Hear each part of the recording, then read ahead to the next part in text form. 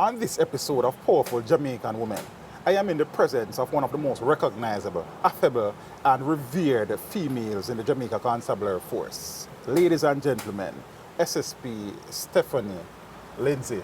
Lady Nicole. You got a name. Yeah, man. What do you look think, man? How are you? I am blessed. I'm blessed. Lovely, I'm good. looking lovely. Thank you. Thank you. Man, Teach them!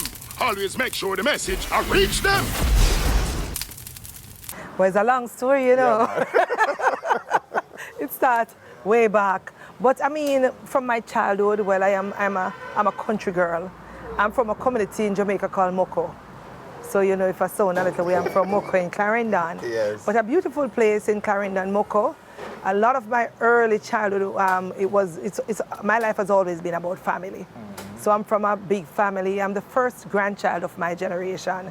And of course, I tell everybody that my grandfather wanted a grandson. Oh. So I became that grandson that he never had. So it was all about me and my grandfather. Was my favorite person. Yes. And then I had my mother. And so I grew up in the country in a family home, a big farm. So my grandfather was a big-time farmer. He used to do lots of yam and so on for a place called AMC that they used to export. So he was a big farmer. So I grew up on the farm, so I know everything about a farm. I know to ride a donkey, to ride a cow, to milk goats and everything. So, and of course, a lot of Christian values were involved and instilled. Yes, so it was church every day of the week and twice on Sunday. So we had to go to church. Then after me, I had my two girl cousins. So most of the early people in my life, we were all girls. So my two girl cousins, and we grew up and we were there, very active in church. I was Sunday school teacher. And I think from my early childhood days, I recognized that I was born to lead. I was always a leader. So in my church, I'm given leadership role, its performance, and I don't think I ever asked to be a leader. I was just identified to lead. Natural. So I went to school, the works. I want to step back a little. In the research, it says that mommy was a teen mom. Yes. In a Christian home. Yes. So yeah. Oh, you dig up everything, man. So, I mean, my mother had me when she was 17, so she was a teenage mom. And in those days, that was not a good thing to be a teenage mom. As a matter of fact, during the time of her pregnancy, my grandmother was very active and big timer in the church. You know, she had to sit out. Oh. She had to sit out because, of course, not only did my mother have to take responsibility for the pregnancy, but the parent had to take responsibility too.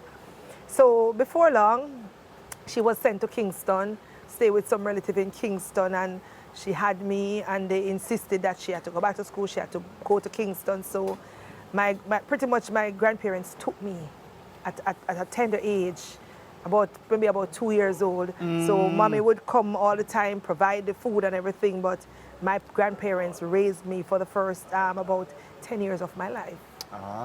And those were wonderful years because in addition to my grandparents, they were the extended aunts and uncles and the community. So in my little Moko community, Wanstead, the community raised the children. So everybody's child and the discipline of everybody's children were a community responsibility. So those were some wonderful days. Yes. You attended Moko Primary? No, I went to Wanstead all age, and then I went... Oh, so the community in Moko was Wanstead? Wanstead in Moko. Wanstead, so you had Wanstead, you had Victoria, Thompson, all those communities, and Stewart and all of that. So I went to Wanstead primary and all age school in the community. And then I went to Lennon. Lennon High School. And at Lennon, as I said, leadership, you became head girl. I was head girl, a student council representative, the works. And from then, I realized, that I was destined to be in law enforcement, because as a prefect, I never play. I never play.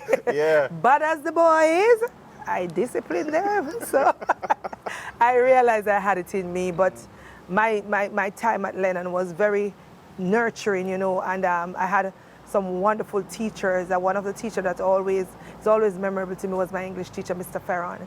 And then I had the vice principal, Miss Duncan. She was like, she saw something in me very early.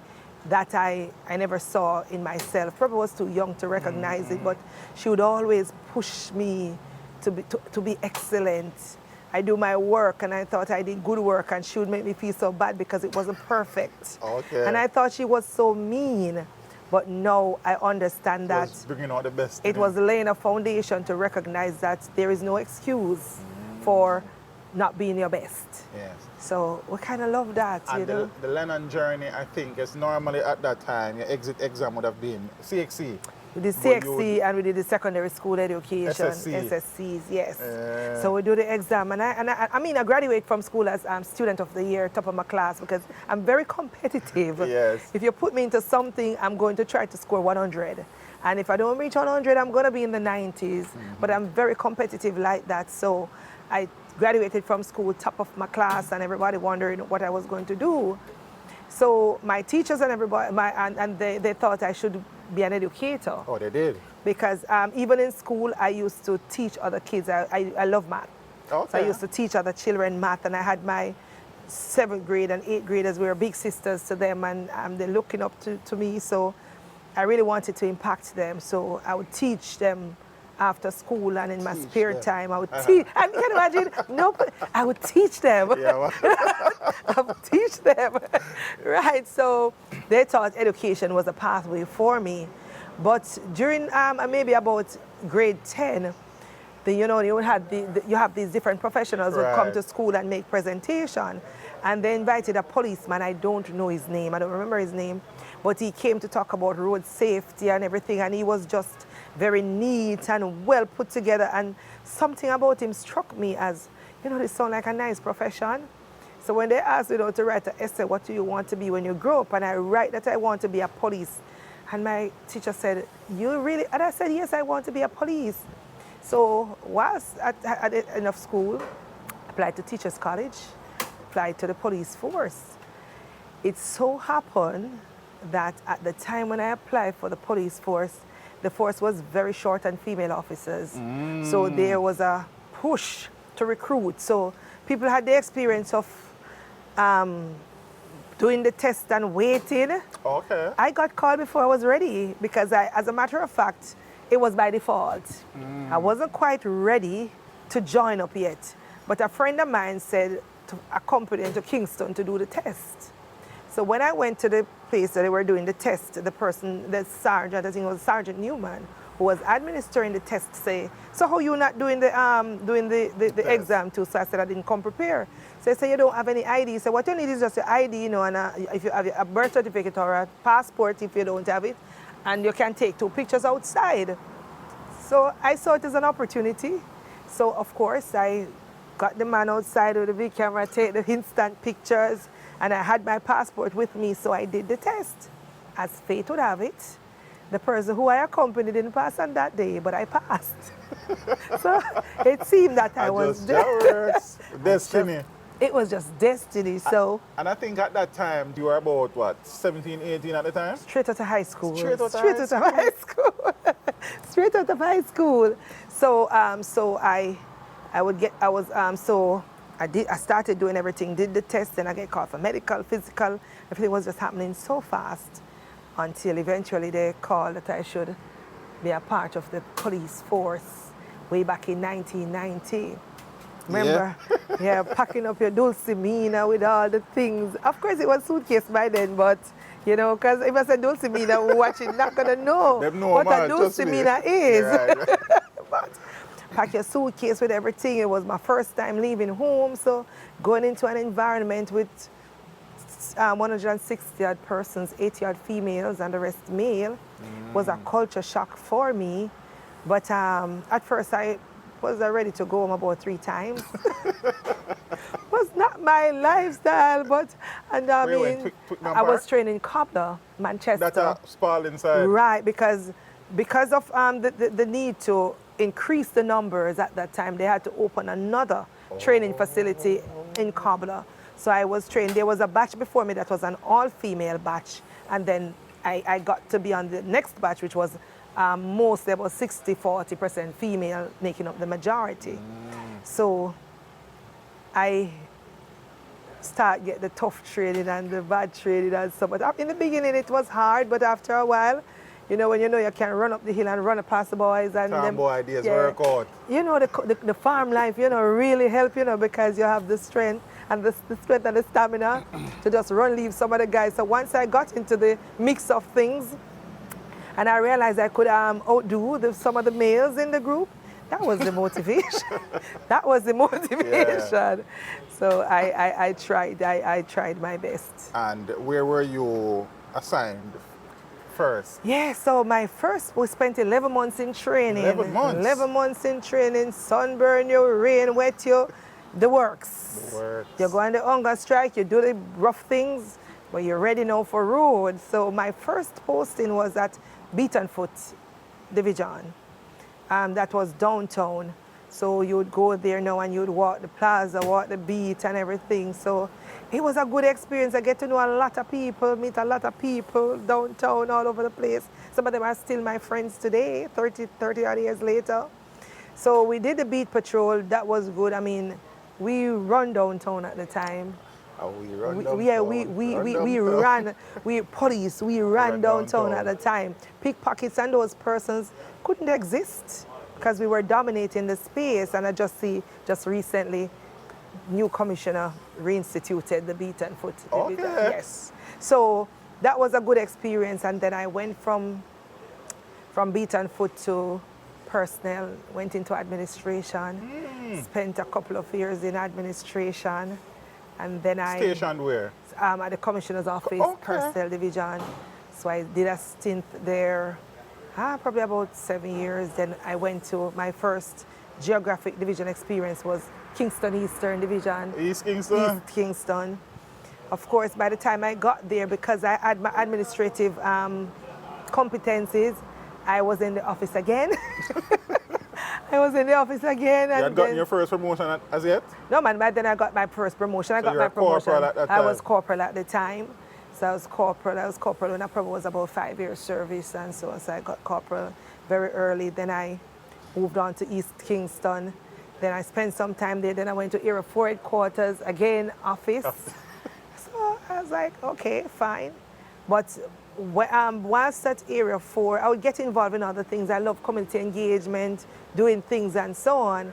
And then James Forbes Mr. James discovered Forbes. me, yes. That's one of the police officers that really has been a big impact on me. So James Forbes discovered me, and in his wisdom, he said, you know, you have a place in communication. And he said, Commissioner asked me then to revamp the Police Information Center because it had a bad reputation. People would talk about, all the police talk about is all kind of things and the template. Escaping nearby bushes. I never said that. But there were some things that they... the image at the time, the reputation wasn't good. You'd hear the talk over there. The media would be very harsh on the force.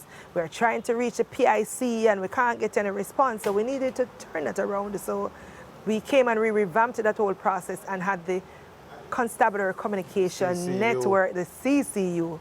And CCU now became a strong brand and the face of the Jamaica Constabulary Force. So I worked with the CCU, we did that transformation and we went through with all of that. It was a good look. It was a good look. So you did CCU initially before you went to St. Andrew North? Yes. So we created CCU and there, by then I became a sergeant. As a sergeant, I did not have much operational activities, so the decision was made for me to go out to get some police exposure to some different types of policing, because I never really wanted to be an office police.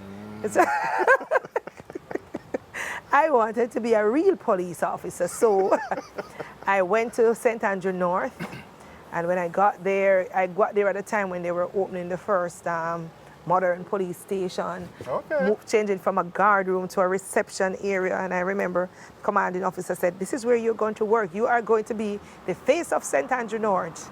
So I was the first person to be the sub-officer there working. But not before long. I worked there for a while and, you know, I'm good at customer service. I'm a people person. And I always believe that in the Jamaica Constabulary Force, we offer service. However, we have monopoly on the service that we offer. We are the only people who provide policing service. Another thing about the service that we provide is that we have a problem-oriented customer base. Almost everybody who comes to the police, there's a problem. So very early, you have to learn problem-solving skills, because how you treat with it will make a bad situation get worse or a bad situation better. So I like the better part.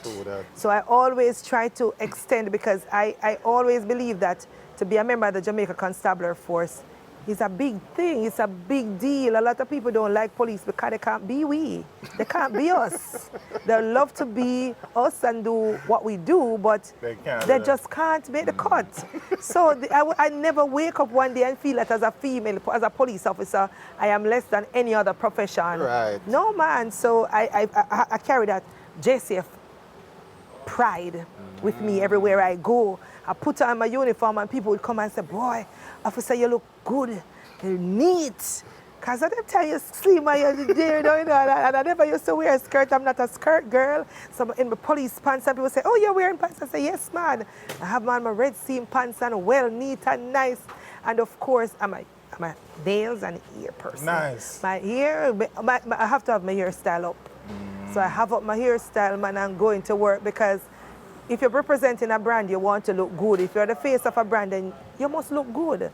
You know, you must think about image. I believe in image, you know. So I did that, and then after a while, I'm always keen on the development of others, though, you know. Oh, okay. And then my commanding officer said, well, enough of that now, you need to be the divisional training sub-officer. Okay. So then I got the responsibility to be all the police officers, the young police officers that are coming in, because, you know, you do, your training is 2 years. Oh. You do 1 year, you do maybe 10 months or so, or 9 to 10 months in training at the police academy, but you come out now to do the rest of your training. So at the division, you have to have a training sub-officer that goes through the syllabus with you. Oh. So a lot of the constables and police officers, they would come to me, and of course I'm responsible for developing training to fill gaps that I see in my fellow colleagues, in my peers. So if the sub-officers are not too keen on force policy, I have to develop the but teaching was always a part of me too. You know, we have to teach them. We have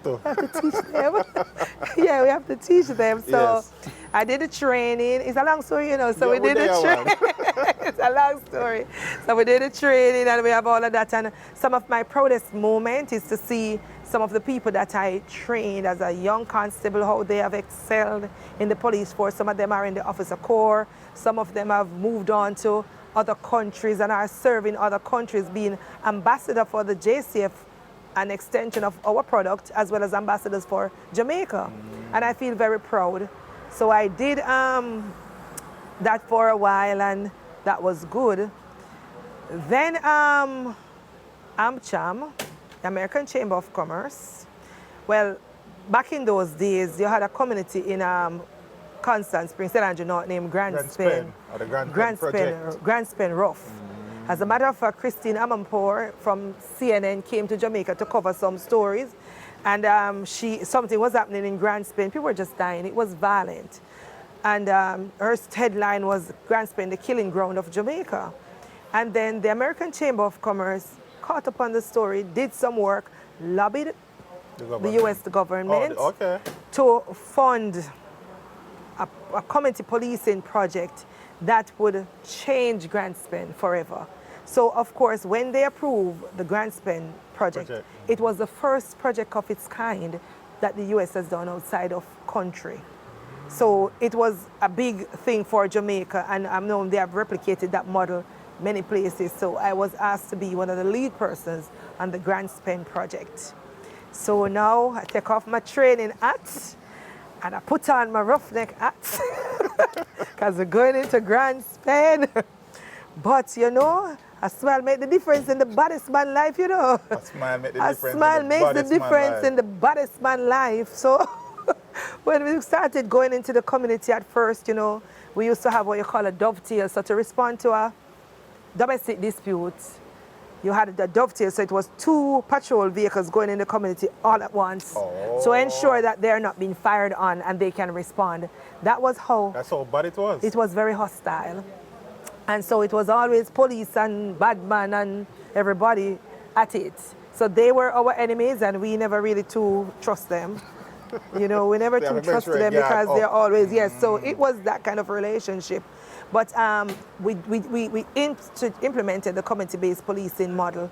It was a model where a lot of corporate Jamaica with money, Michael Leachin and all those people with a lot of money came on board and decided that they were going to fund a facility that was a community-based facility. So they did a brand new clinic, they did a nice police station, state of the art, they did.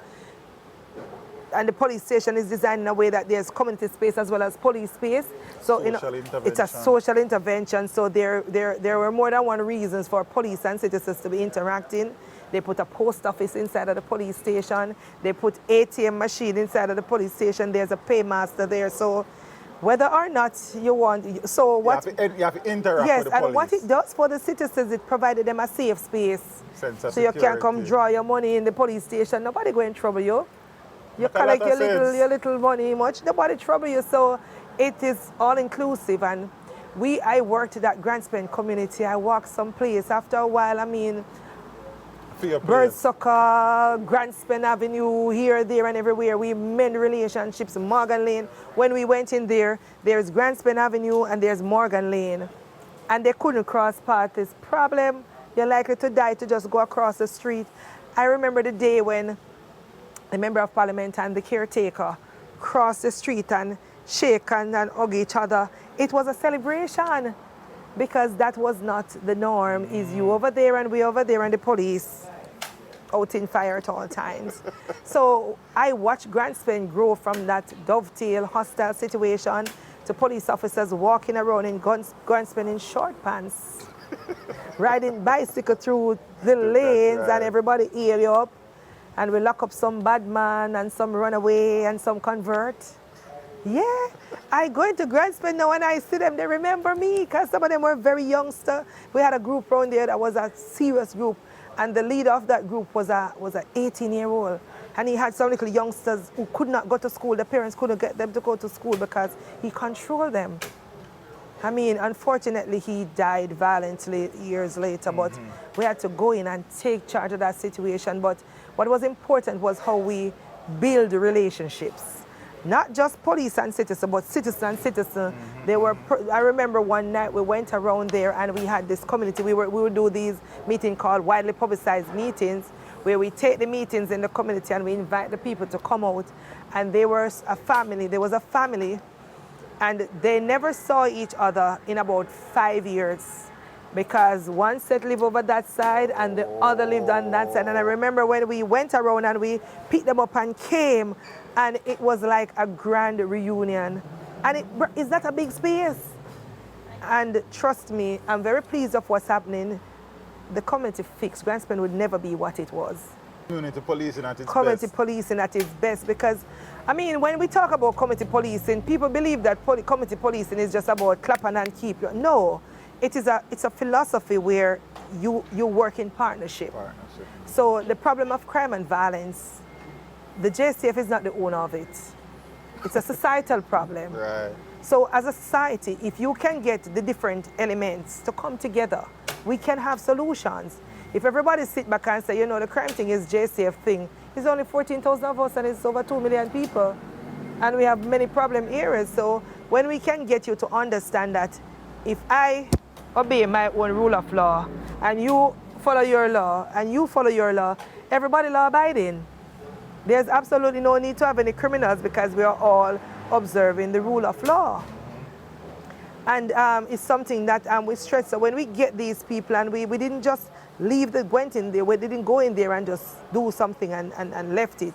We created some institutions of citizens. It's their space, they own it, they live there. Right. And they become change champions. They took ownership. So there was the upper room church with the ministers at fraternal. The pastors and the churches all around were coming together. How are we going to fix these young people? How are we going to fix these situations? There were other talents in there, social workers and counselors and teachers and preachers and everybody.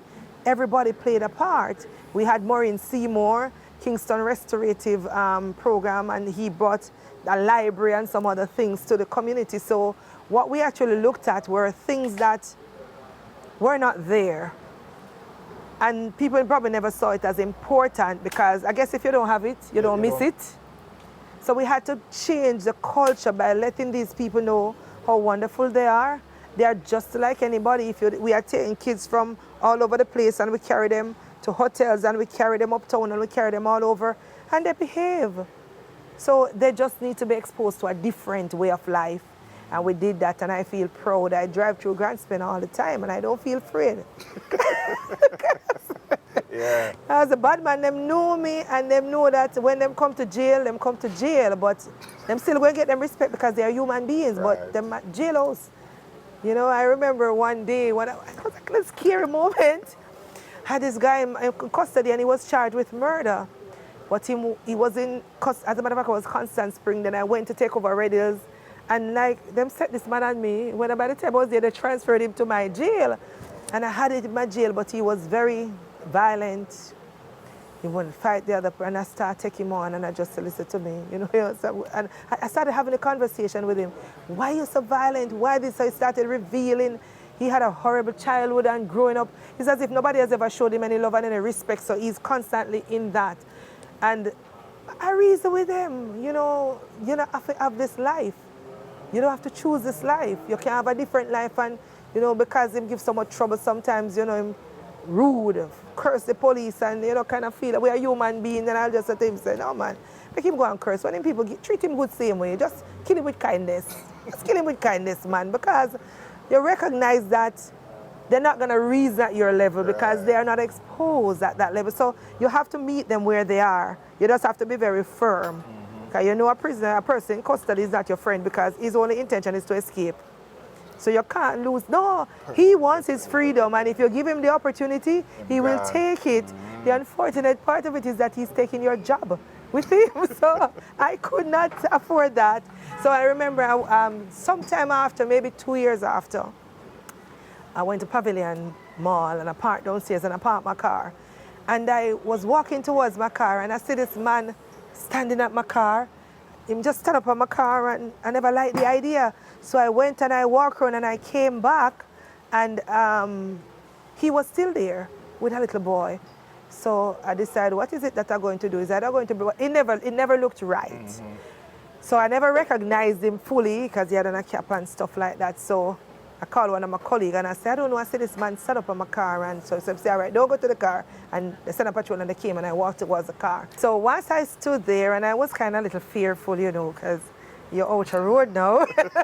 You're on the road now, so you never know. So I called my colleague and I said, all right, walk into your car. So I was walking to my car and said, Miss Lindsay. So I said, Lord Jesus, the man actually know me. So I said, why are you stalking me at my car? He said, Miss Lindsay, you don't remember me? I said, no, I try to remember. So he said, since I come out of jail, you know, and I tell my son about you every day. I'm going to see your car, and I know you have to come back to your car, and I wanted my son to meet you. And he was very excited because apparently, maybe I'm one of the few persons who probably show him some respect as a person.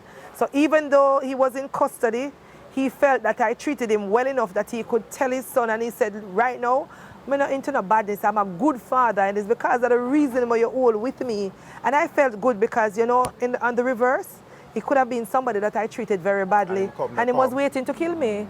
So you know that a little act of kindness goes a long way. Always, man. Yes, so I always use that and say, you know, and I said to my colleague, you know, is that you have a job that does give you some authority, but you have to know how you use it. True. Yes. You were a part of one of the police citizen partnership project that bore fruit and has been successful. Somewhere along the line now, you went to college. Yes. That's why you were at St. Andrew North? Yes. Okay. So before, because Grand Spain was one project, so based on the passion from Grand Spain project, now you know, I don't know if you remember the tragedy on Red Hills Road, 100 and Park Lane. somewhere a lot of persons were killed, children or dogs, everybody were just, it was a serious situation. And we took the model and we went to 100 Lane and Park Lane, and we did tremendous work, a similar community-based policing model. And what we did in 100 and Park Lane became an international Motorola award-winning project, community-based policing project. So I'm an advocate for community policing, and I was making the point that when you talk about community policing, people believe it's just tough. Community policing is smart policing. It's a problem-solving policing model. So you have limited resources. You can always complain about limited resources, or you channel the resources where you can maximize the results. So when you have a situation in a community and it's a hot spot, yes, you're going to put the guys with the M16, that's a role. That's part of community policing, you're keeping them safe. But in that now, you have the community safety officers who are going around now and said, all right, you need not to fire, you need to live good, you need to build relationships, because we may not seize all the guns. So what we want to create is an environment that will never give them the urge to want to use them. Because gun in itself is not a problem, it's the people and the gun. So they have not learned how to manage simple conflicts. They have not learned how to forgive and to forget and to move on. So little things become big things. And when you look at a cycle of violence and killing, they were fighting over 2 dumplings. 30 years ago, one generation fought over 2 dumplings, and maybe one did cut 1 finger, and it never stopped. Nobody know where it started, we just know it gets worse all the time.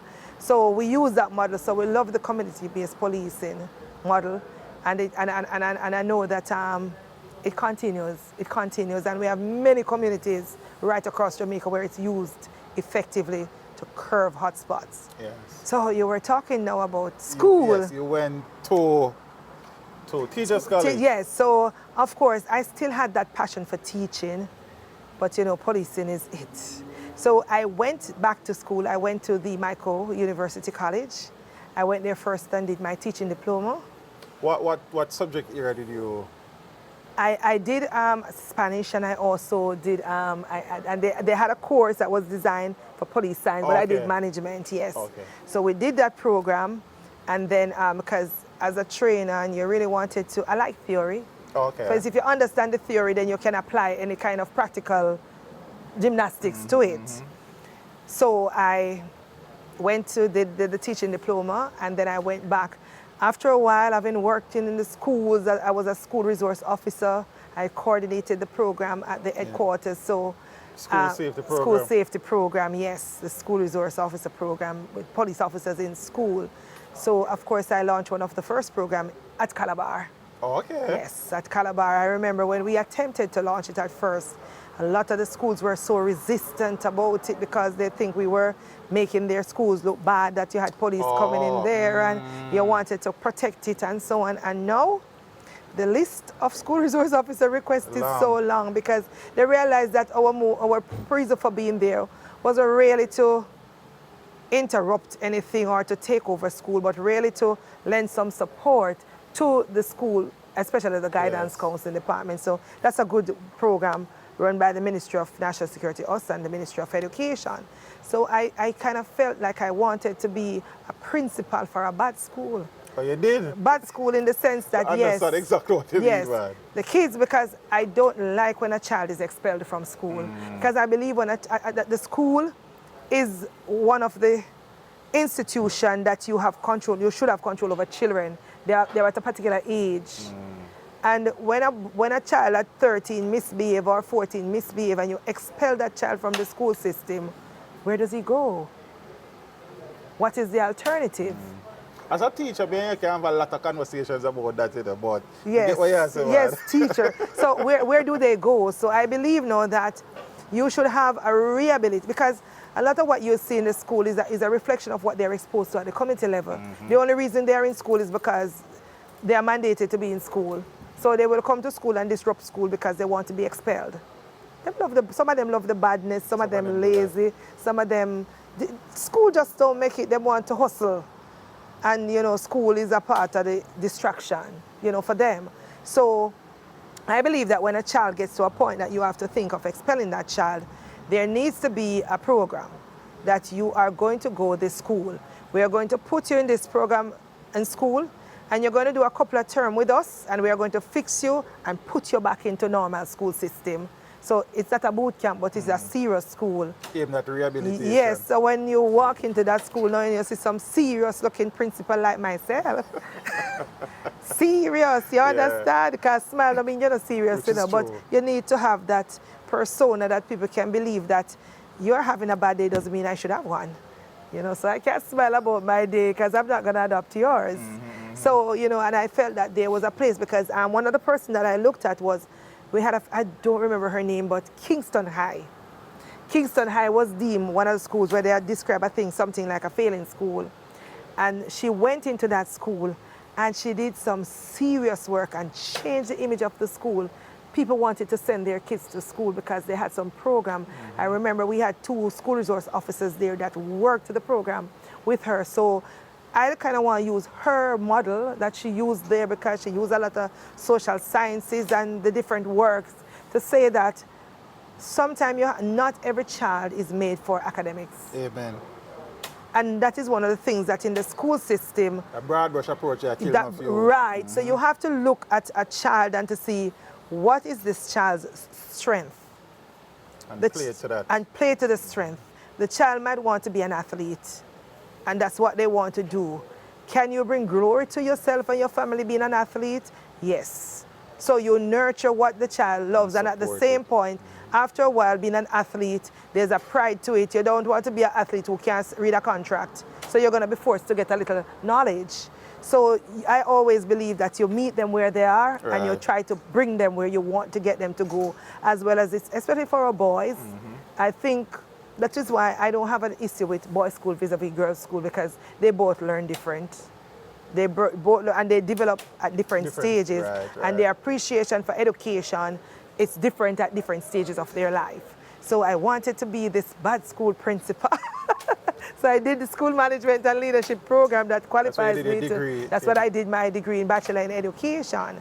So as I progress in my career, and I can say that I think I've done pretty well in the force in terms of promotion and all of that. I've had my... This time you were still a sergeant? Or? No, I was an inspector. So I became an inspector, and I did finished my program. Then when I became a deputy superintendent, I went back and did the management and leadership program and stuff like that. So, because, you know, the JCF police, them bright, you know. You can't sit down as management and not have nothing on paper, because the little youngsters, them, you have to up, yes, man. Let me take the opportunity to say from one Myconian to another. You see? Do it with thy might. Do it with thy might. I was in Lushington. No, Bishop. No. We don't do the Glenoway side, I think, Doug, that's So after that, now, you, what sort of move you made now within the force? I was at the Community Safety and Security Branch, did the Neighborhood Watch program, did the Safe School, did the work, became an expert in community engagement and all of that. And then it was time to move on to something else. So I was transferred to St. Mary. I became a superintendent. Okay. So I was promoted out of my current role, and they wanted a nice superintendent to take over St. Mary. So Commissioner sent me to St. Mary to take command of the division. That was my first divisional command experience, and I was the first female to have commanded the parish of St. Mary. So when I went to St. Mary... there was somebody before Bobby. Bobby came after me. Yeah, that means so. Yeah. So it's a girl, it's a girl, yeah. Because us ladies, you know, we do very well when we're in command, you know. We do very well in command. Not suggesting that the male don't do very well, you know. But, I don't hear that suggesting. Yeah, but women in command, we do well. Ask the boss. Ask Commissioner if you don't. Yeah, so St. Mary was... St. Mary was I had some good experiences there. I used the community-based policing model, built some good relationships, deal with some serious criminals and so on. And yes, man, when I say go call the bad people, they come. Because if they don't come, we're going to go look for them. If they don't come, you're going to go for them. If they don't come, we're going to say, when I say, look here, I'm giving some trouble, just tell him to come. So My colleagues used to say, all right, to the door, make me sleep, they said, Carl, so I don't know, they get trouble, just come. You see mothers carrying them bad youths coming. Yes, man, because we're sent for them. So you just have to find a way. It's a way how you deal with people, you know. Right. And when you're wrong, you know you're wrong, you feel like you were dealt with correctly. So I did St. Mary, and then after I did a stint in St. Mary, then Commissioner Carl Williams came and said he wanted me back in communication. So I went back to communication, became known to a lot of people because I was always out there, always on the front line. And then and there Which year you went back to CCU? I went back to CCU 2016. 2016? Yeah, 2016. Oh. 2016. I think I went back to 2016. So then, your stint at CCU was not long before you were transferred again then? You kicked me to the curb. Yes. So I was there, and it's a go on good, you know, go on good where those. It go on good for 2 months. Good. And then now something happened. 2017. In 2017, and you know when things happen and you have to blame somebody, and to this day, you know I was wronged, and I had a conversation with the commissioner afterwards. Yeah, man. Afterwards, and I know I was wronged, but guess what happened? I never made no noise, you know. Not right. I just did it my way. I just take a little thing over to Frank Sinatra thing and say, Doing you get your way. blow, you do what you do, and I use that period as a learning curve. So that little period of misfortune made me a better person, because I was this person who just trusts everybody and think everybody good, and you know, so it allowed me to be more analytical in what I do, to see things differently, and to believe sometimes that the people who you think will protect you, if it's you or them, they're going to sink you. Yes. So it prepared me for my next level. It prepared me as a person. So I had an opportunity to see the glass of half full, half or half empty. I saw it as half full. I had the opportunity to play the victim card, but I played the victor. I wanted something to do, and I said, God, I want something to do that will just let me feel like, you know, something I always wanted to do. I always wanted a business. I always wanted a business. Hold it there a little bit. So for contextual purposes, there was a interception of a gun shipment by the US that was supposedly heading to Montego Bay. Right. And it is reported that the publication was released prior to it being edited. And you were transferred to St. Andrews Central. Right. So what happened? And you know the whole, because the thing was sent to the communication department to do a publication, and it was about an urgent publication. I was on vacation leave at the time. I was on leave at the time. The information was sent to me, and I sent it to the office. The office did what they were supposed to do in normal policing procedure, and somehow there was a document that went out, had nothing to do with me and the rest of things and somebody just decided that it had to be the CCU. And I remember distinctly having had a discussion with the commissioner at the time. And after he said, you know, something happened, and we're all coming on the fire, and I had to do something drastic to demonstrate to some people that I took a stance. Oh. So, and I looked and I said, so you are making me the scapegoat. This is the first time I'm repeating this. Yeah. I said, you are making me to be the scapegoat. He said, not really, but I have to do what I have to do. And I said, because me and my commissioner and my boss never had any issue before. As a matter of fact, he was one of my favorite persons in the force because he nurtured me from a probationer constable straight up all my career. And I couldn't understand why. And I remember when I left, I went back to him and I said, why are you doing this to me? You understand the reputational damage that this can cause because people are not going to really know what happened. Him said, don't worry about it. I'll deal with it. He said, I know that you were not the one that did it, but I had to do what I had to do. And you know, all it. And I never complained to nobody. I think you were replaced by Delia Garrick at the time. Yeah, man. So I took my blow. I didn't complain to anyone. I just do it. I went there. Of course, I wasn't happy. Delia Garrick was a part of my staff, so she was brought up and so on. And Delia Garrick was she and I were part of the team that did the Grand Spend project? No, not Grand Spend. We did the CCN with James Forbes. She was part of that team as well. And so she took over because she was there and so on. And then we had a change in leadership. And I remember when Commissioner Major General Anderson came and he said, you know, I want you back in communication. 2019. And I said, sir, you know, after what happened, I really don't want to go back there. Oh, you said that? Yes, I said, sir, after what happened, and he said, that was foolishness. He said, he said, as a matter of fact, he said, Stephanie, I know exactly what happened, and I want you back in communication. So reluctantly, you know, I went back, and Delia was there. So I went and took over back from Delia and the team. She has done very well for us. So she's superintendent now. Good, we worked together, because we never had any conflict between us, because all of us knew. As a matter of fact, there were some other people that were to be affected, and I just said, you don't have to trouble my staff. Just leave it with me.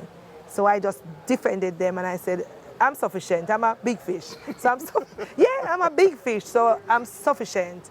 And as I said, I benefited from that experience. So when I went back now, it's a different me, a more mature me, a more, you know, I don't... Circumspect? Yes, man, I don't take nothing for granted. So, you know, and then it was really good to have worked in that environment, because we really got the support of the police force. We went and wound up during the time I led the team, because all of us know one person does anything, but we became an award winning. We won the Jamaica Chamber of Commerce Marketing and Communication Award. I mean, we entered into category with some of the big companies in Jamaica with some big budgets and some big marketing department. It's a small office with a team of dedicated police officers. And we did that because we just decided to say, look here, man, we're going to go hard, because I'm not going home. So we learned a lot of things, teach them. Yeah. And, you know, when you learn your lesson, now you have to apply it. And I can tell you that I've seen the growth in every single member of my team. I look at Miss Garrett the other day and I said, I really love how you have grown and mature, you know, as a leader and as a manager and stuff like that, because at my level, so I became senior superintendent. I got senior superintendent before I went back. Oh, okay. So, you know, I'm looking elsewhere now. Elsewhere in the sense that I'm looking forward to... Assistant Commissioner. Yes, that's where you're going next. Assistant Commissioner next. You have to preach it, you know. After, man. You have to put it in there. Manifestation, man. Yeah, man. Whatever the mind of man can believe and conceive, he can achieve. And I think when you were transferred from CCU, you were a part of PSTEP. No, not PSTEP, no. I never do PSTEP. Oh, you know? I was community safety. Oh, community safety and okay. security, yes. So I went to community safety. As a matter of fact, I kind of went to community safety. That's where I wanted to go back, and Commissioner sent back for me, so I ended up back in communication. Me, I was destined to be there, so we did that now, and we did a lot of things now, and so I know we have a new commissioner, and communication is one of his priorities. Dr. Blake? Yes, Dr. Blake. Dr. Blake is on a big, because he believed that you can't be doing the work and people not knowing about it, and even the internal people, he said, we want to do much more. Every member of the force must know about the transformation, sing the transformation. So it's a lot of work. So I kind of love what's happening in the force, how it's transitioning from one leader to the next. It's a good time to be in the JCF. A force of change? A force for good. A force for good. A force for good. What has it been like, though? Because you started in a male-dominated field. What has it been like as a female moving through the ranks down the years?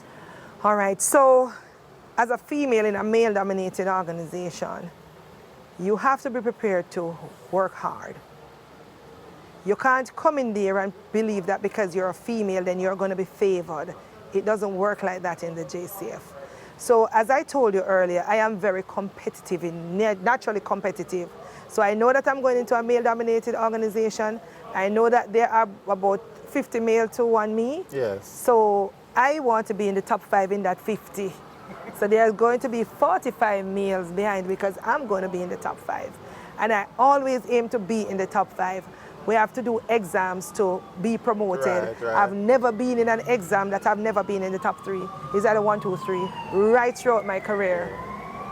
Because I believe that I always say I don't have any godfathers that's really going to pull a string for me. So I have to present myself that people can see what I'm made of.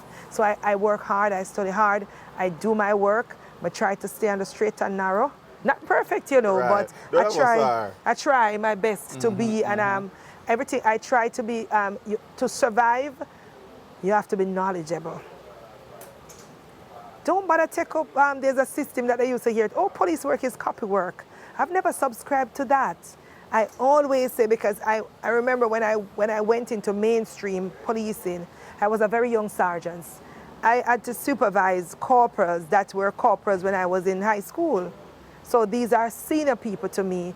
I'm seeing sergeants that were sergeants when I joined the force. Oh. So they are senior people to me. It never matter. I'm a sub-officer. Right. And I did not just get there, I earned it. So I had to apply myself. Yeah. So you go in a situation like that, you have some little cheeky police don't believe that they can run rings around you.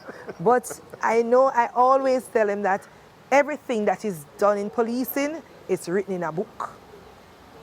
So if you want to excel at what you do, you have to seek out knowledge.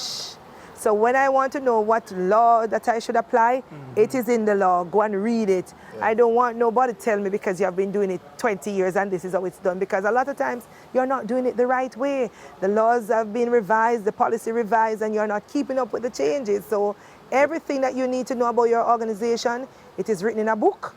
Find some time to seek out your own knowledge, or else they will pull the rug from under your feet and you drop. And sometimes you fall and you never get up because the injuries are so bad. So always try to be knowledgeable. I think knowledge is key. Always try, especially when you have to deal with people, treat people good. Treat people right. They won't forget it, you know. They not forget it, man. Won't forget it. The good ones won't. Yeah, I'll if they pretend like they don't. But they still remember for true. But they will still remember. They might not be grateful enough to say it, but they remember. They remember. Yes. In Jamaica, men generally tend to shy away from powerful women. I like powerful women. What has it been like in your personal life? The role, have you have a situation where men generally feel intimidated by Lady Stephanie Lindsay? All the time. Yeah, it's a natural thing. So you will find that you'll come across men and they are naturally intimidated by me because I'm a professional and all of that. No, that kind of man is not going to work for me. Because I believe in my past that when you say man must be man. And as a female, you have to always allow the man to be the man in the relationship, and men must take lead role and stuff like that. But at the same time, if you're not leading and not going anywhere, I'm going to pass you. So it's not always easy. I know a lot of professional women, they struggle. They struggle because you have to find the right person who understands you. Also, the nature of your work, because it is so demanding, it takes a lot of your family time and your nice time that you're supposed to be spending with your partner. You're fixing other people's problem because remember, the service that you offer, you have a problem customer base. So it's always a problem to be solved. Yes. And unfortunately, we have monopoly in what we do. We are the only people who do policing, so we must do the job. So with that now, so you do find that even in your own organization, your peers are intimidated by you, but I don't mind the intimidation, you know, because sometimes you have to step up, man, because you can't be weakling, you know. No, you can't be weakling and survive. You can't be weak and one. Yeah, man. If you remember now, you know, a little bit of female police officers in the force, you know, and there's a small percentage of us that make it into the officer corps, make it to the senior officer corps. So you have to be prepared to be extraordinary. I guess it's part of parts that and they see me and they don't approach me because people like see me and they don't want to approach you. But once you get to know me, you'll understand that I'm cool and I don't bring my policing. At home, I'm a mother and a spouse. Nice. I'm not a police officer at home. Just when they call, I have to do the work, but I don't bring the work. The police stands home. Yes. You know, home is home.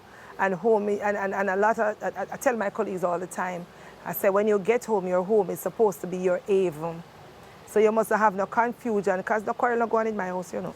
No, if quarreling going to start, that is a whole different story. Home must be peaceful. So you come home from work, you want to relax, watch some TV, maybe share a little about your day and so, but no bother with the quarrel. If you want quarrel, let's go drive out on the road and quarrel in the car. But not in our house. But not in the house. You must try your best to have a home that is a sanctuary. Peace must be in the house because I see violence everywhere. I don't want it in my house. Amen. And if I'm in a relationship and I feel like it's going to get quarrelsome and violent, I'm gone. I am gone because gone, cut. So when you see me, I'm happy. I'm happy and not pretending. Yes. Don't know how to do that. So on a personal level, man, I believe that people must learn to foster relationship and don't let your profession guide your relationship. But at the same time, if you're a professional, you should not choose a partner who's going to want you to water down yourself. Don't take a partner that is going to want to small you up, to size you down. You meet me, I'm a police officer, I'm a senior superintendent in the Jamaica Constabulary Force, a respected citizen in this country. That's how you gotta treat me. I don't wanna be in a situation where I am tolerated. I wanna be in a situation that I'm celebrated. Amen. And I tell my women, and I talk to friends all the time, women having situations, and I see things reach them, and I said, you are settling in a relationship just to be tolerated. You need to put yourself in a position that you are celebrated. People celebrate what they value. So, of course, I wasn't done yet. So, when COVID, a little before COVID started, I felt like I wanted to do something else. I said, well, I've done how many years of law enforcement and in the security industry. I want to be a security expert. Maybe when I retire, I probably want to do some big-time consultation. You might just call me, have a company, and you want some security consultation. And so you have to fit the bill. So I went to Maritime Institute. So I signed up at the Maritime Institute for their security studies, and I did a master's in security. Yes, I did my master's in security studies and graduated in 2022, 23. Yes.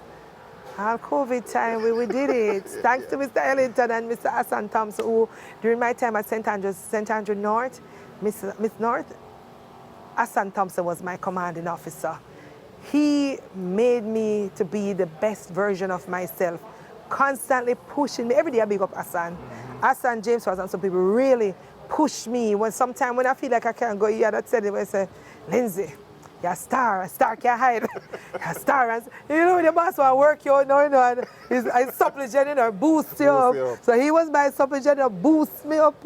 Every day I'm working, and you feel like you want to pop down and they come, Lindsay, yes, remember you're a star, a star can't hide. So, but even saying that is an appreciation, an acknowledgement that, you know, somebody's valuing what you do. So I did it all, and then we got through now, and I did my master's, and I did that, and I love family.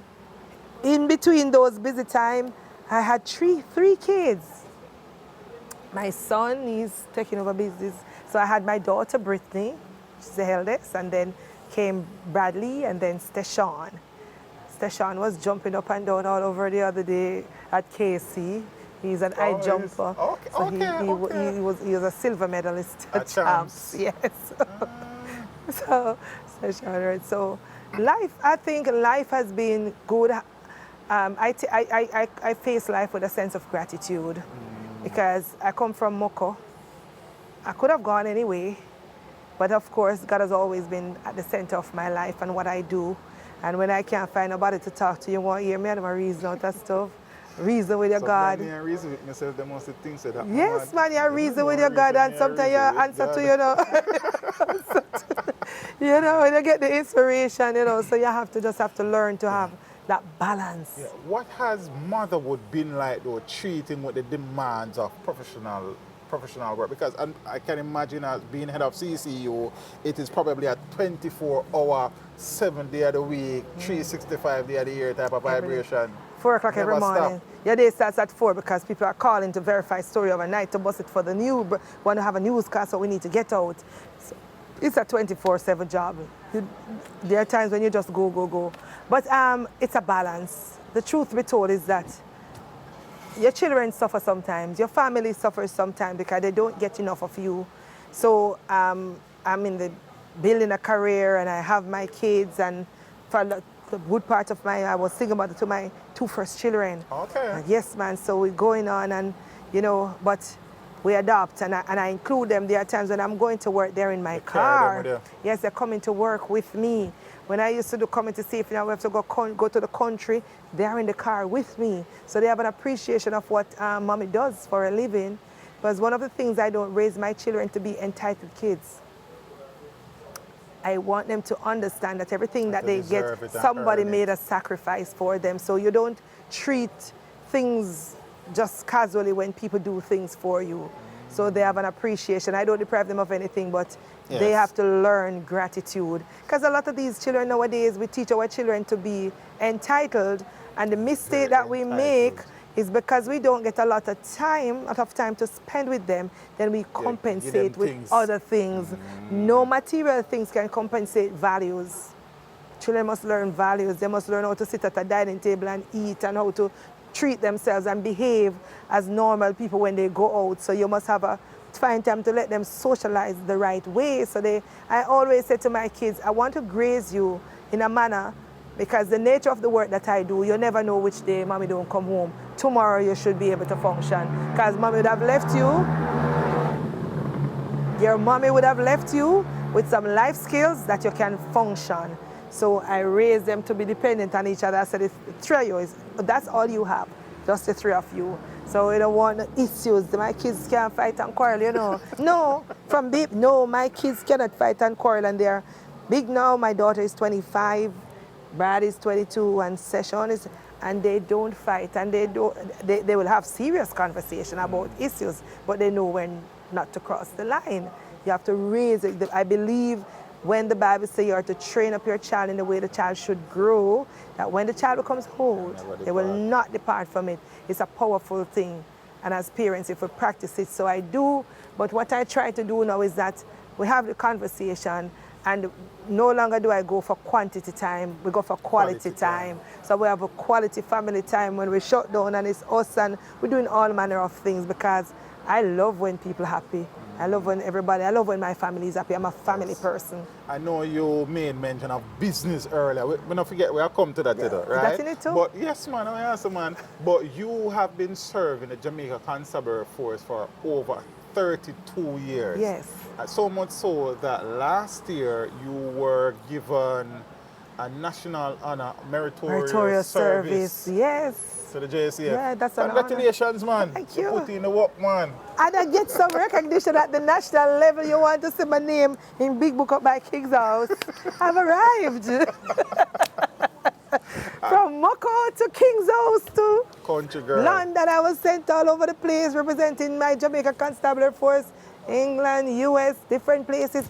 I mean, God has been good to me. You deserve it, man. And as I said earlier, is that you are somebody who, when people see on the TV, I suppose, and based on what I do, when I look at the comments, I think there's a level of trust that people has developed for what Stephanie Lindsay says. Yes. And that is not normally the case with the JSAF and the public. Credibility. It's important to have credibility. If it's wrong, I'll say it's wrong. Sometimes my colleagues are really happy when I say it's wrong. Right. But if it's wrong, if I'm talking to people and people know the truth, you can't lie when people know the truth. You just have to say, boy, this is the truth, and we don't feel so good about the truth, but we are going to ensure that it doesn't happen. Yes. But you can't say the blatant thing, which never happened, and there are people out there who know the truth. So I like to talk to the people so that I can have credibility, that if I say it's a black bag over there, they don't have to second guess me. It's a black bag. Ideally, we'd want it to be white, but it's black. It's what it is. Maybe we need to wash it. Right. Yes, but you can't buy credibility. So you have to build that. And credibility is not something that it's bestowed on you. You develop that by people. I remember we have different communicators and so on. And there are some issues, Commissioner would say, Stephanie, you need to take that one, because when you talk to the people, they think you're sincere. Somebody else say it and they said it's PR. Yes. Which is true. Yes, that's my observation. Yeah, somebody will say it and it says PR. Yeah, it says somebody will say it's PR and they not take it the same way.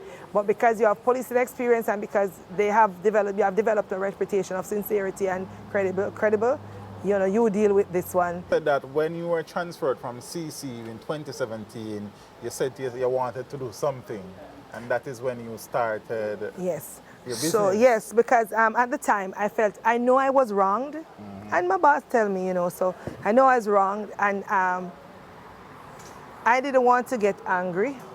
And as a matter of fact, everything I believe in destiny. I think maybe at the time I should have been in St. Andrew Central at the time, halfway tree, because I really met some wonderful officers. I really impacted them. They needed a Stephanie Lindsay at the time. So I did what God sent me there to do. But whilst I was there, I said, you know what? After I give so much and I do all of this thing, I'm not sure I'm going to put up with this foolishness, you know. I need options. I need options. And I always wanted to do a business, and I love the hospitality and food industry. So an opportunity came, and I said, you know what? I'm going to start a business. So instead of using any little energy I have that will cause me to be angry or to be thinking other than positive, I'm going to put it into something productive. So I call up a friend and I say, yes, and we're going to do this. And we started. Footprints Cafe. It's a passion project though, you know. It's a passion project. And, you know, you start and you're going on good, man, and then came COVID-19. Slow down the thing. You mean so that the thing, Lock it down crashed the the plane. You must remember we locked down. You do this. Remember you start a new business and that mean you So invested you started heavily. about 2018, 2019, few months. So you invested heavily, you know, you're coming and you put in all of your investment and everything now to turn it. I remember a real business, they really start turning good until after about 5 years. It takes a while. Yeah, But you're going so right then and there now.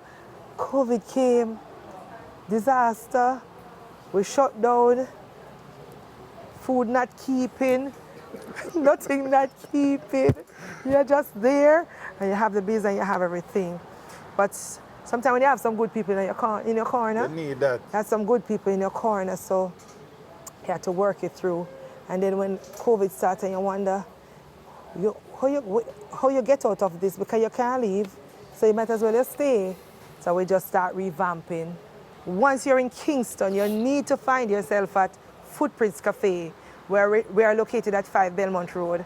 Now, Footprints Cafe is the family place. It's everybody's place. You come to dine, you want to have some spirits, some non-alcoholic beverages, you name it, we're here. You're having a celebration, whether it's a wedding, it's an anniversary, it's a birthday, come to us. All you need to do is just tell us what you want.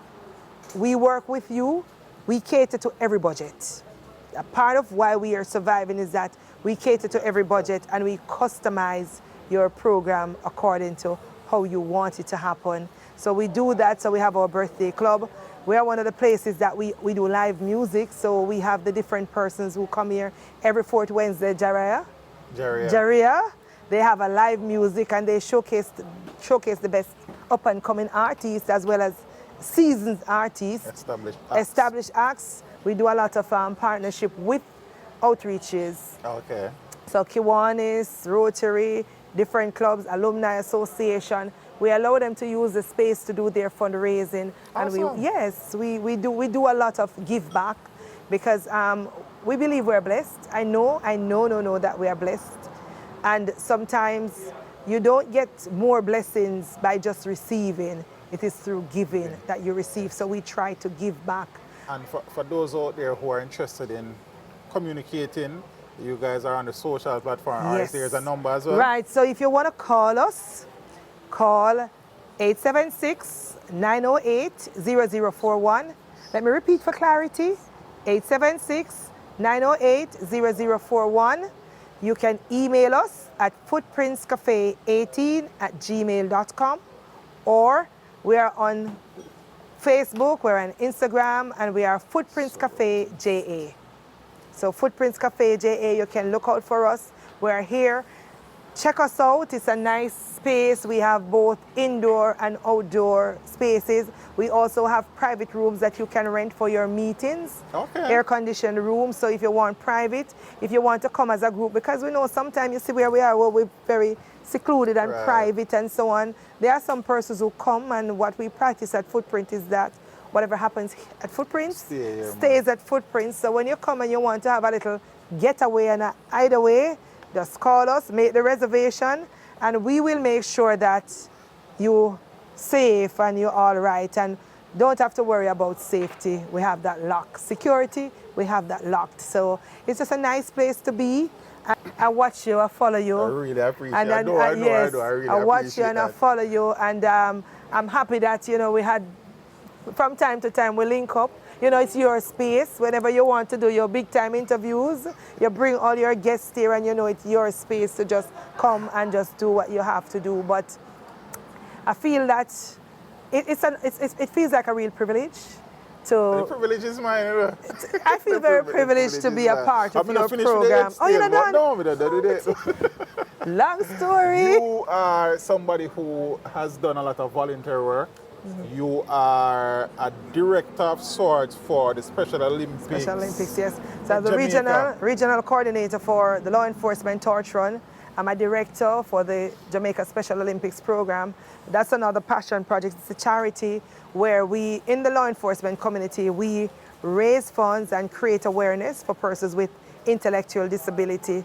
And so you have the Special Olympians and you have the Paralympians. Right. So the Paralympians will more show physical sign of disability. The Special Olympians, they are more intellectual. So a lot of them, right, so they don't look as if they have a disability, even though through our programs, we don't focus on the disability. What we try to do is enhance their ability because they are very, very talented. So the Jamaica Constabulary Force is one of the biggest fundraisers for Special Olympics Jamaica.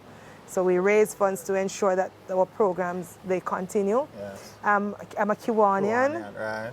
Yes, and I'm a member of Surreptimists.